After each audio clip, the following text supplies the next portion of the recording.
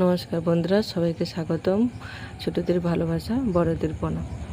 এই দেখুন বন্ধুরা, সকাল সকাল এই দেখুন রৌদ্র বেড়েছে, অনেক দিনের পর রৌদ্র বেড়েছে। এই দেখুন বন্ধুরা, সকালে পরিবেশটা একটু দেখে রান্নাঘরে যাচ্ছে। এই দেখুন বন্ধুরা, এবারে চলুন রান্নাঘরে যাওয়া।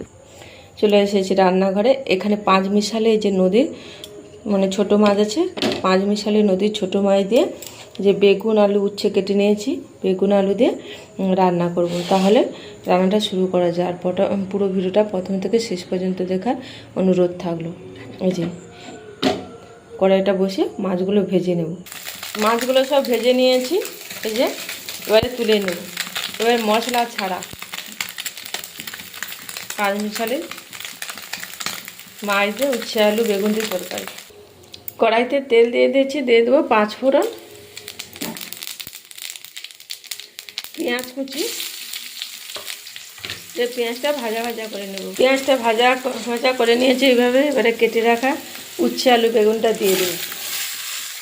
দিয়ে দেবো লবণ, হলুদ আর লঙ্কা, আর কোনো মশলা না, দিয়ে ভালো করে কষে নেব।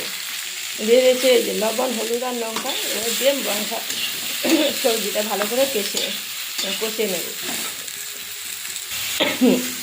এই সবজিটা ভালো করে কষে নিয়েছি। এবারে জল দিয়ে দেব। জল দিয়ে দিয়েছি, এবারে ঢাকা দিয়ে দেব। তরকারিটা ফুটে গেছে। এবারে ভেজে রাখা মাছগুলো দিয়ে দেব। চচ্চড়িটা একবারে শুকনো শুকনো হবে।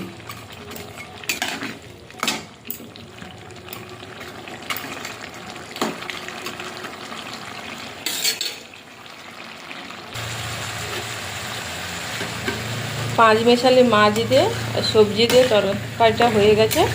এবারে নামিয়ে নেব। এই যে একবারে এই যে শুকনো শুকনো করে নিচ্ছি, আর একটু শুকনো শুকনো করে নিচ্ছি।